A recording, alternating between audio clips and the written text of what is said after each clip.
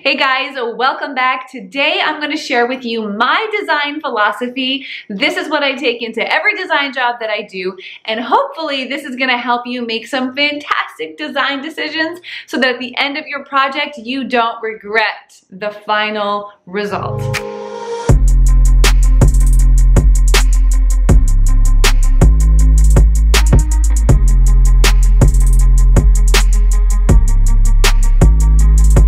Planning your own home renovation or design project can be stressful. I got you. I totally understand. But today I'm going to share with you my design philosophy, and I believe this is an amazing way to ensure that the design is going to be so great when you're finished. Obviously, I'm just sharing with you my design philosophy. This might not resonate with you one bit, no problem. But if it does, you guys, this is going to save you headache. So before we dive in, guys, just take a second and hit the subscribe button. That way I come up in your feed and you can see all of the other design videos that I'm working on for you. Also hit the bell so you're notified every time a new video comes out. Right now I post every week on Thursdays, new design videos just for you.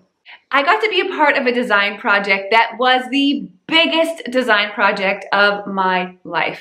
It was an honor and a thrill to be a part of it. I'm gonna have a video coming out in a number of months so that you guys can see it. But essentially what we were tasked with was taking an old warehouse and turning it into a church.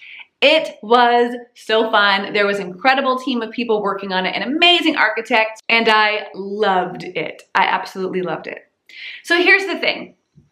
This design philosophy was something that I had never really put to words until I was working on that project. It's the way, in hindsight, that I had done my kitchen and my main floor transformation. It is the way that I design my wardrobe and build a wardrobe that I love and I want to wear when I'm getting ready. This is the design philosophy that works for me, so I'm hoping that it's going to work for some of you as well. Okay, so just sit with me for like a minute while I give you the background before I dive into this philosophy. The church that we were constructing already had a location in our city. It's actually the church that I work at. And this church was constructed, an addition was put on it about 1997, so 20 some odd years ago. And when we were walking through this current building, there was some elements of it that just dated themselves. When it was constructed and when the addition was put on in 1997, it was stunning. It was so beautiful. The people who designed it did a fantastic job. It got so much great feedback. Truly, it looked outstanding. But now, fast forward all these years later, and it looks dated in certain elements. And so I walked through the building thinking, if we're designing another church, is there anything that I could do so that in 20 some odd years, it's not going to look as dated as our current building does? Does that make sense? So I walked through the building, and you know what I discovered? There was one room in the current building that did not age at all. It literally looks just as good today as it did in 1997, and when I got thinking about it, it actually probably would have looked just as good back in the 1800s and in the early 1900s, and that is because classic pieces were used as the foundation. Which leads me to my design philosophy. Use classic pieces as the foundation. It had white subway tile, it had black tile, it had black like bathroom stalls. It just looked like something that could have existed in the 1870s, the 1890s, the early 1900s. It just looked classic. It looked timeless. Whereas the women's bathroom had pink grout in the white tiles and a pink stain on the concrete floor, and all of the bathroom stalls are pink. But some of those things we actually can't update unless we plan to do a massive overhaul. So here's the design philosophy I would love for you to consider. Choose classic pieces as the foundation of your design. This is what I mean. Items that you're going to bring into the space that are more permanent fixtures, flooring, cupboards, backsplash, your kitchen sink, built-ins, that kind of stuff. Think classic and timeless. Know what you love, obviously work with what you love, and go to the color palette that you're drawn to and all that stuff, but think classic. Look back even at images from homes that were in the late 1800s or the early 1900s and think, is that something that is still in style today? For example, subway tile. Subway tile is classic. It has been around forever, and yet it is still super, super popular in home design. It's a classic piece. So if you choose a classic subway tile as your backsplash, for example, and a classic warm tone hardwood floor, your foundation is classic. Once the foundations of those design decisions are built around classics, then you are free to go crazy with the trends or go crazy with things that really reflect you and your personality and your preferences. You might see something that's trending in home design and think, I want to try it. I don't know if it's me yet, but I really would love to try it. Well, is there a way that you could incorporate that trend into your home once the classic foundations are taken care of?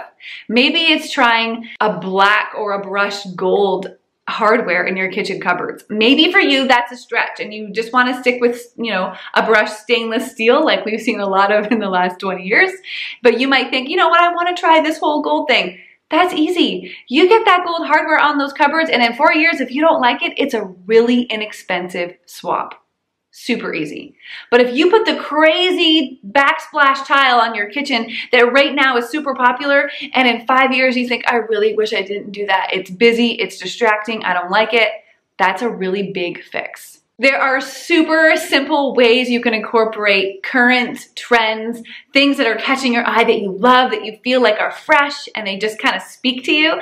You can bring them in your textiles, in your furnishings, in your art, the things that you hang on the wall, your paint color selection, all of the finishing touches, your light fixtures, your faucets. So you can really experiment and have fun and bring your own style and your own flair and your own personality into your space and not be as worried about what if I make a wrong decision and these things don't match well if the foundation of your entire design is classics. I'm working on a project for our house right now. More on that to come, but I think I'm strongly considering using a light pink concrete sink in one of the bathrooms. So just because something's the design philosophy doesn't mean you can never vary from it. Have fun. Express yourself, do you, but if you're nervous, I hope that this kind of system really helps you. Hey, if you guys like this video, can you give it a thumbs up? I am gonna give you a quick peek at my kitchen so you can see how I put this whole design philosophy into effect when I did my kitchen 5 years ago, and hopefully it just makes sense to you. I have a whole video that shows our kitchen reno. I also have a video filled with the mistakes, the things that I regret 5 years later. But what I don't regret and what has worked out wonderfully for us is this whole idea of building on the classic foundations. So we have a white kitchen. That is classic. However, I decided to go with a shiny high gloss cupboard instead of a more traditional cupboard. In this case, the price was really inexpensive because we purchased the whole thing from IKEA.